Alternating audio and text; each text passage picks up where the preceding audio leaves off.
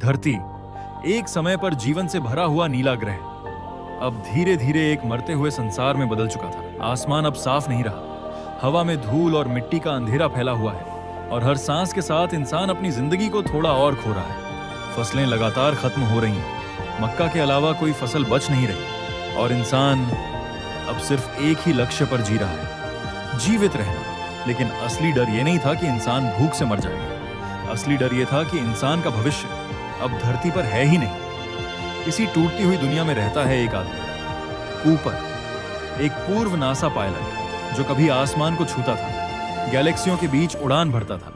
लेकिन अब वही आदमी एक किसान बन चुका है।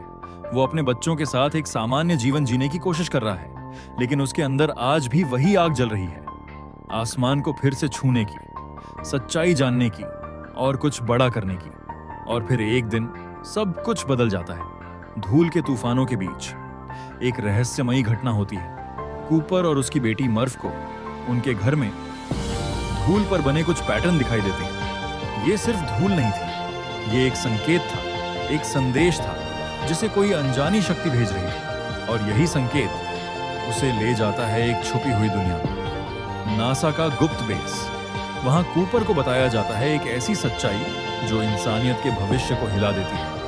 धरती अब धीरे धीरे मर रही है, मौसम बदल चुका है, धूल के तूफान बढ़ चुके हैं और इंसान का अस्तित्व अब खतरे में है। लेकिन एक उम्मीद अभी भी बाकी है, एक वर्महोल जो सौर मंडल के बाहर किसी दूसरी आकाश गंगा तक रास्ता खोलता है, जहां शायद कुछ नए ग्रह हों, जहां जीवन फिर से शुरू हो सके और इंसान अपनी कहानी को फिर से लिख सके। लेकिन इसके पीछे एक बहुत बड़ी कीमत थी, एक ऐसा मिशन जिसमें वापसी की गारंटी नहीं थी। और यही वो पल था जब कूपर को अपने जीवन का सबसे कठिन फैसला लेना पड़ा। उसे जाना होगा, लेकिन इसका मतलब था अपनी बेटी मर्फ को पीछे छोड़ देना। एक पिता के लिए यह सिर्फ एक मिशन नहीं था, यह एक ऐसा दर्द था जिसे शब्दों में नहीं कहा जा सकता। और फिर शुरू होती है वो यात्रा अंतरिक्ष की अनंत गहराइयों में, जहां हर ग्रह, हर दूरी और हर सेकंड समय को अलग तरीके से चलाता है। टीम वर्महोल पार करती है और पहुंचती है एक दूसरी गैलेक्सी में, जहां उम्मीद भी है और खतरा भी।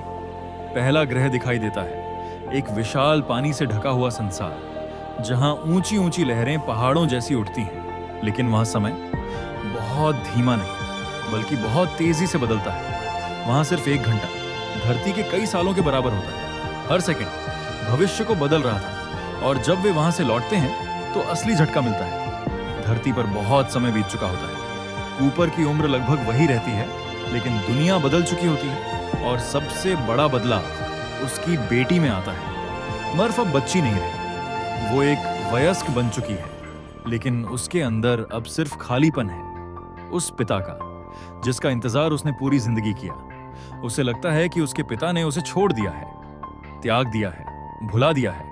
और यही दर्द धीरे धीरे गुस्से में बदल जाता है। लेकिन इसी गुस्से के अंदर एक प्रतिभा भी जन्म लेती है, जो आगे चलकर मानवता को बचाने की कुंजी बनती है। उधर कूपर अब और भी गहराई में जाता है, एक ऐसा मिशन जहां इंसान की समझ खत्म हो जाती है। वो ब्लैक होल के पास पहुंचता है, जिसका नाम है गारगेंचुआ। यहां गुरुत्वाकर्षण इतना शक्तिशाली है कि समय, स्पेस और वास्तविकता सब टूट जाते हैं, जहां प्रकाश भी भाग नहीं सकता और जहां हर नियम बदल जाता है।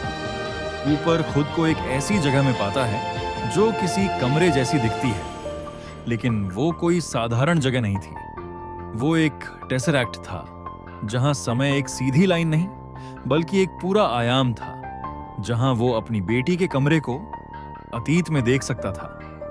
हर पल, हर समय जैसे एक किताब के पन्ने हों और उसी क्षण उसे सच्चाई समझ आती है।